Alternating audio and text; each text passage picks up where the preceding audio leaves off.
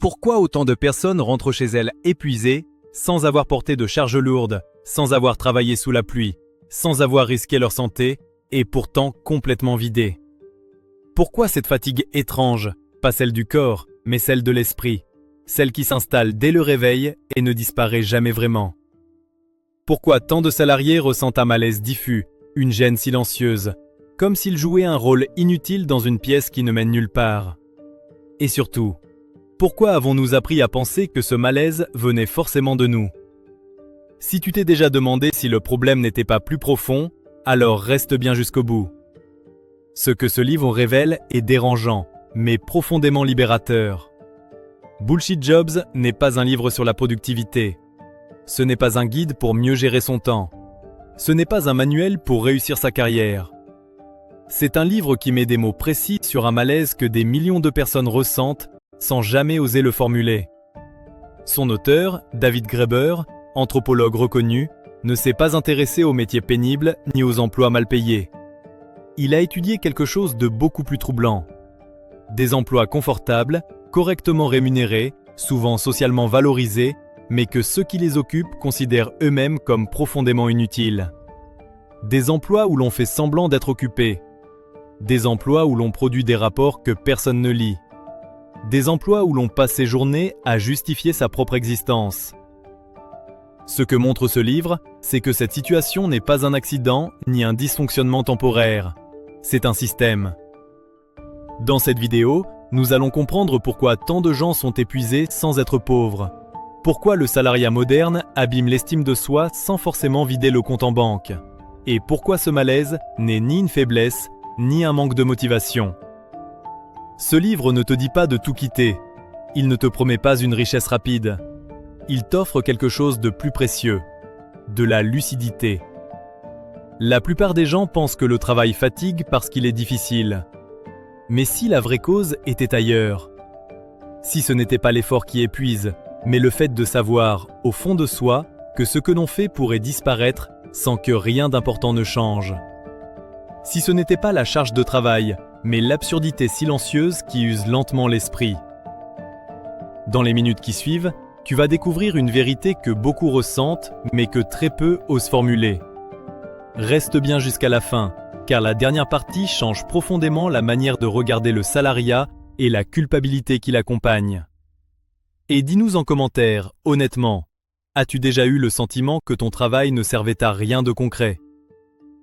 Si ce type de réflexion t'aide à mettre des mots clairs sur ce que tu ressens depuis longtemps, sache que cette chaîne existe pour ça. Ici, nous prenons le temps d'analyser des livres puissants, sans slogan creux, sans promesses irréalistes, pour comprendre ce qui façonne notre rapport au travail, à l'argent et au sens. Si ce contenu te parle, tu peux soutenir ce travail en t'abonnant, en laissant un like ou en partageant cette vidéo à quelqu'un qui traverse le même malaise. Merci à tous ceux qui rejoignent la chaîne et qui cherchent eux aussi à faire mieux chaque jour. Chapitre 1. Ce que David Graeber appelle vraiment un bullshit job. Quand David Graeber parle de bullshit job, il ne parle pas de métier pénible. Il ne parle pas de métier mal payé. Il ne parle pas non plus de métier méprisé. Il parle de quelque chose de beaucoup plus violent. Des emplois que ceux qui les occupent savent, au fond d'eux, inutiles. Un bullshit job n'est pas un jugement extérieur. C'est une certitude intérieure. Tu peux être compétent. Tu peux être sérieux. Tu peux être consciencieux. Et pourtant, chaque jour, une question revient, silencieuse, lancinante. Si ce poste disparaissait demain, est-ce que quelque chose d'important changerait vraiment? Graeber a reçu des milliers de témoignages après la publication de ses travaux. Des cadres, des employés, des managers, parfois très bien payés, parfois respectés socialement, qui disent tous la même chose. Ils ne sont pas épuisés par l'effort, ils sont épuisés par la connaissance. La connaissance que leur travail ne produit rien de nécessaire, rien d'essentiel, rien qui mérite d'y sacrifier une vie entière. Graeber identifie plusieurs grandes catégories de ces emplois. Des postes créés pour flatter l'ego d'un supérieur. Des rôles destinés à donner l'illusion d'activité. Des fonctions entières consacrées à corriger des problèmes que le système crée lui-même. Des couches de management ajoutées non pas pour aider, mais pour surveiller, contrôler, justifier. Le point commun entre tous ces rôles n'est ni la paresse, ni l'incompétence. C'est la lucidité. Ces personnes savent. Et vivre avec cette lucidité, 8 heures par jour, 5 jours par semaine, pendant des années, a un coût psychologique énorme. Dis-le franchement en commentaire. As-tu déjà eu le sentiment que ton poste pouvait disparaître sans que rien d'essentiel ne change ? Chapitre 2. Pourquoi ces emplois inutiles continuent d'exister ? La question paraît évidente. Si ces emplois sont inutiles, si même ceux qui les occupent savent qu'ils le sont, pourquoi continuent-ils d'exister ? Pourquoi des entreprises, des administrations, des organisations entières persistent à payer des milliers, parfois des millions de personnes pour des tâches qui n'apportent rien de fondamental à la société ? La réponse de David Graeber est dérangeante, parce qu'elle nous oblige à regarder le travail autrement que comme un simple moyen de produire. Le travail, aujourd'hui, n'est plus seulement économique. Il est politique, social et symbolique.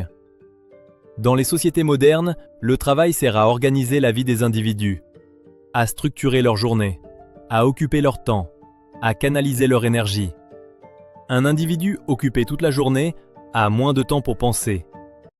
Un individu mentalement fatigué a moins d'énergie pour remettre en question ce qui l'entoure. Graeber explique que ces emplois inutiles fonctionnent comme une forme de contrôle doux. Pas un contrôle brutal, pas une oppression visible. Un contrôle discret, presque confortable. Tu as un salaire, tu as un statut, tu as une place dans la société. Mais en échange, tu restes dépendant. Dépendant de ton revenu, dépendant de ton titre, dépendant du regard des autres. Ces emplois maintiennent une illusion essentielle, celle que chacun mérite sa situation parce qu'il travaille. Supprimer massivement les bullshit jobs poserait une question dangereuse pour le système. Si des millions de personnes peuvent être payées à faire un travail inutile, alors le lien sacré entre travail, mérite et valeur s'effondre.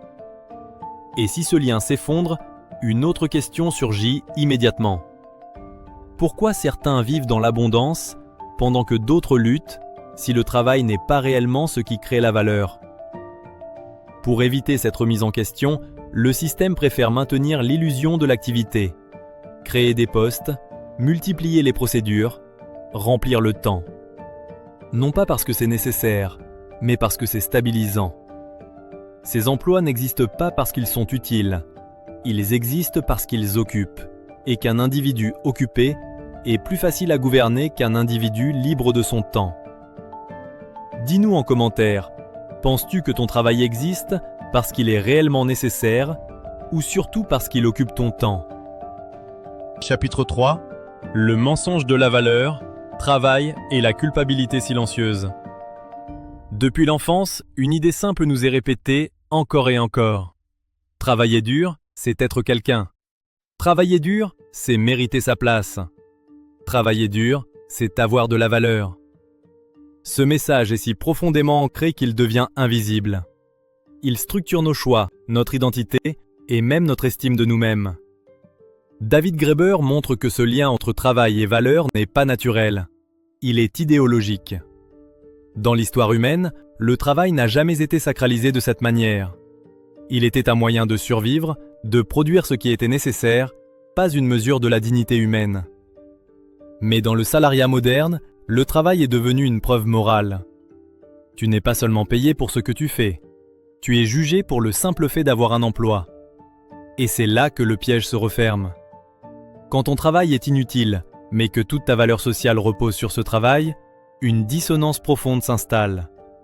Tu te retrouves dans une situation absurde, être récompensé pour quelque chose dont tu sais qu'elle n'a aucun sens.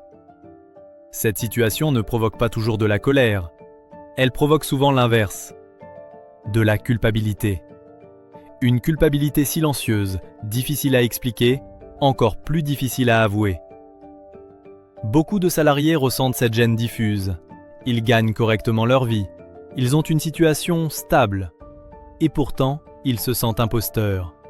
Imposteurs d'exister à ce poste, imposteurs de se plaindre, imposteurs même de ressentir du malaise. Alors ils retournent cette violence contre eux-mêmes. Ils se disent qu'ils manquent de motivation, qu'ils ne sont pas assez reconnaissants, qu'ils devraient s'estimer heureux. Mais Graeber insiste sur un point fondamental. Ce malaise n'est pas une faiblesse individuelle, c'est une réaction saine à une situation absurde. L'esprit humain cherche naturellement le sens. Quand il en est privé trop longtemps, il s'épuise. Pas brutalement, pas en un jour. Lentement, par une perte progressive d'élan, par un désengagement émotionnel, par un cynisme qui s'installe. On continue à travailler, mais on ne se sent plus vraiment vivant. Ce que le système appelle manque de motivation est souvent une forme de lucidité étouffée. Le mensonge de la valeur travail ne détruit pas seulement le sens, il détruit la capacité à se faire confiance, parce qu'il t'apprend à douter de ton ressenti le plus intime. Dis-nous en commentaire honnêtement, as-tu déjà ressenti cette culpabilité étrange, celle de te sentir mal alors que tout va bien sur le papier? Prenons un instant. Si ce que nous venons de traverser résonne en toi, c'est normal. Ce malaise n'est pas une faiblesse personnelle. C'est souvent le signe d'une lucidité qui cherche de l'air. Sur cette chaîne, Faire mieux chaque jour, nous prenons le temps de décortiquer des livres qui aident à comprendre ces mécanismes invisibles, sans slogan creux, sans promesses irréalistes. Si cette réflexion t'aide à y voir plus clair, tu peux t'abonner, laisser un like ou partager cette vidéo à quelqu'un qui traverse la même fatigue silencieuse. Comprendre, c'est déjà commencer à reprendre le contrôle. Chapitre 4. Le salariat comme système d'occupation permanente. Quand David Graeber parle de contrôle, il ne parle pas de surveillance directe, ni d'autorité brutale. Il parle d'un mécanisme beaucoup plus discret et beaucoup plus efficace. Le salariat moderne ne t'emprisonne pas, il organise ton temps. Chaque journée est découpée à l'avance. Heures de travail, pause, délai, objectif. Même lorsque ton travail est inutile, il remplit une fonction essentielle. Il occupe ton esprit. Graeber explique que dans une société salariale, le temps libre est une anomalie. Quelque chose de suspect, presque dangereux. Un individu qui dispose réellement de son temps commence à réfléchir différemment. Il observe, il compare, il questionne. C'est précisément ce que le système cherche à éviter. Un salarié constamment occupé, même inutilement, a peu d'espace mental pour se demander si ce qu'il fait a du sens. Il se lève, il exécute. Il rentre fatigué. Pas forcément épuisé physiquement, mais vidé mentalement. Graeber montre que cette occupation permanente n'est pas un accident organisationnel. C'est une logique.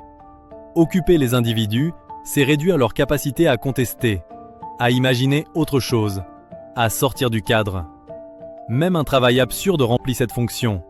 Il neutralise le temps, il fragmente l'attention, il empêche la pensée longue. Et plus le travail est vide de sens, plus il nécessite de procédures, de reporting, de réunions, de justifications. Non pas pour produire, mais pour donner l'illusion que quelque chose se passe.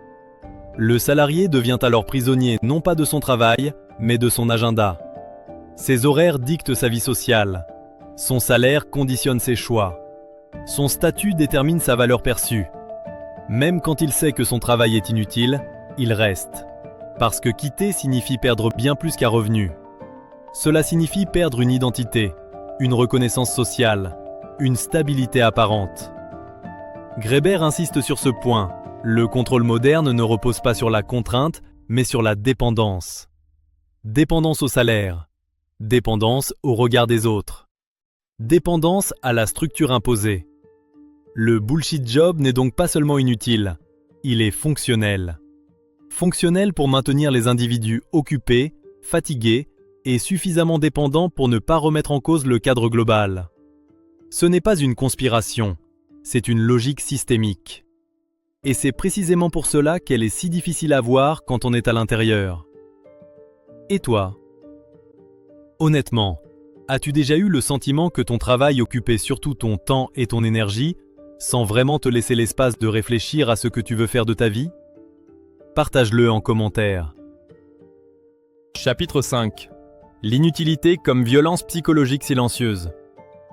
On parle souvent de souffrance au travail comme s'il s'agissait uniquement de surcharge, de pression ou d'exploitation visible. Mais David Graeber met en lumière une forme de violence beaucoup plus discrète et souvent plus destructrice. La violence de l'inutilité. Quand un être humain est exploité, il sait contre quoi lutter. Il peut nommer l'injustice. Il peut désigner un responsable. Mais quand un être humain comprend que son travail est inutile, le conflit devient intérieur. Il n'y a pas d'ennemi clair, pas de coupable évident.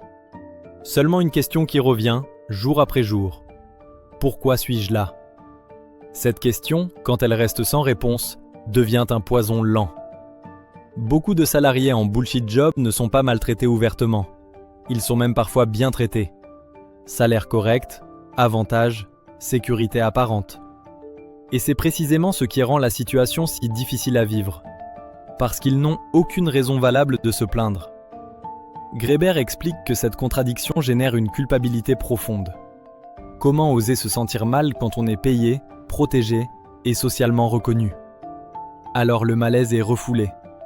Il se transforme en fatigue chronique, en désengagement émotionnel, en cynisme discret. On continue à faire le travail, mais on n'y croit plus. On sourit en réunion, mais on se sent vide. On respecte les règles, mais on se sent étranger à sa propre vie. Cette inutilité prolongée attaque directement l'estime de soi. Parce que l'utilité n'est pas un luxe psychologique, c'est un besoin humain fondamental. Se sentir utile, c'est se sentir réel. Quand ce besoin est nié trop longtemps, l'esprit se protège.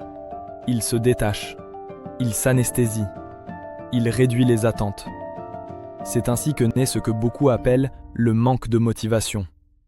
Mais pour Graeber, ce n'est pas un défaut personnel. C'est une réaction saine à une situation absurde. Le vrai danger des bullshit jobs n'est donc pas qu'ils soient ennuyeux. C'est qu'ils apprennent aux individus à ne plus faire confiance à leurs propres ressentis. À se dire que le problème vient d'eux, et non du système. Et une fois que cette confiance est brisée, le contrôle devient total. Dis-nous en commentaire, honnêtement, as-tu déjà ressenti cette fatigue étrange, pas physique mais mentale, celle qui vient du sentiment de ne pas être vraiment utile ? Chapitre 6. Retrouver du sens sans tout quitter. Après avoir posé ce diagnostic, une tentation apparaît presque toujours. Tout envoyer valser, quitter, fuir, rompre brutalement avec le système. Mais David Graeber ne tombe jamais dans ce piège. Il ne dit pas que la seule issue est la rupture radicale. Il ne glorifie ni la fuite ni l'héroïsme individuel. Son propos est plus subtil et surtout plus réaliste. La première étape n'est pas l'action, c'est la lucidité. Comprendre que ton malaise n'est pas une défaillance personnelle, qu'il ne vient ni d'un manque de volonté ni d'un défaut de caractère. Il vient d'un décalage profond entre ce que ton esprit attend naturellement et ce que le système te demande d'accepter. Cette prise de conscience change tout. Elle permet d'abord d'arrêter de se juger, de cesser de transformer un problème structurel en faute intime. Ensuite, elle redonne de l'espace intérieur, de la distance.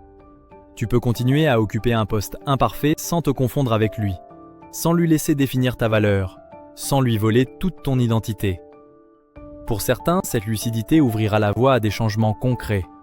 Réorganiser son temps, réduire son engagement émotionnel, réorienter son énergie vers ce qui a du sens ailleurs. Pour d'autres, elle permettra simplement de respirer à nouveau, de retrouver une dignité intérieure que le travail vide avait lentement grignotée. Graeber ne promet pas le bonheur, il promet quelque chose de plus honnête, la fin de l'autoculpabilisation. Comprendre que ta valeur ne dépend pas d'un emploi inutile est souvent le premier pas vers une vie plus alignée. Pas parfaite, pas spectaculaire, mais plus juste. Et parfois, c'est déjà une forme de liberté. Et toi, penses-tu que le premier pas pour aller mieux est de changer radicalement de situation ou simplement de changer le regard que tu portes sur ton travail ? Dis-nous en commentaire.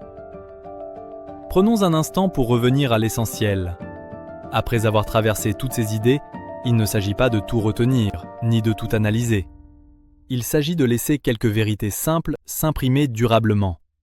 Pas comme des concepts abstraits, mais comme des repères clairs pour mieux comprendre ce que beaucoup ressentent sans jamais réussir à le formuler. Voici les enseignements fondamentaux que Bullshit Jobs nous laisse. Un emploi peut être confortable, stable et bien payé, tout en étant profondément inutile. Le malaise au travail ne vient pas toujours de la charge, mais très souvent de l'absurdité. Un bullshit job est défini de l'intérieur, par celui qui l'occupe, pas par le regard social. L'inutilité prolongée provoque une fatigue mentale plus corrosive que l'effort physique. Le salariat moderne ne sert pas uniquement à produire, mais aussi à occuper le temps. Être constamment occupé laisse peu d'espace pour réfléchir et remettre le système en question. Le lien entre travail et valeurs personnelles est une construction idéologique, pas une vérité naturelle. Se sentir inutile malgré un salaire crée honte et culpabilité silencieuse. Cette culpabilité est souvent retournée contre soi, au lieu d'être comprise comme un problème structurel. Le manque de motivation est fréquemment une réaction saine à une situation absurde. Se sentir utile est un besoin humain fondamental, pas un caprice. Perdre le sens, c'est souvent perdre peu à peu l'estime de soi. Nommer le problème permet déjà de reprendre de la distance et de la dignité. La lucidité est souvent le premier pas vers une vie plus alignée. Et s'il ne fallait retenir qu'une seule chose, ce serait celle-ci. Ton malaise n'est pas une faute personnelle. Ce que Bullshit Jobs nous rappelle, ce n'est pas que le travail est mauvais. C'est que le travail vide de sens fait plus de dégâts qu'on ne l'admet. Il ne détruit pas toujours les corps, il use les esprits. Il érode lentement le sentiment d'être utile, d'être à sa place, d'être vivant.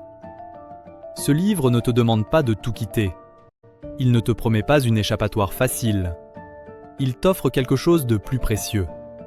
La fin de l'auto-culpabilisation.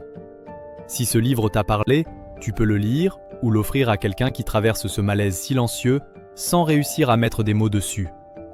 Et si cette vidéo t'a aidé à y voir plus clair, pense à la partager à une personne qui se sent coincée dans un travail qui n'a plus de sens pour elle.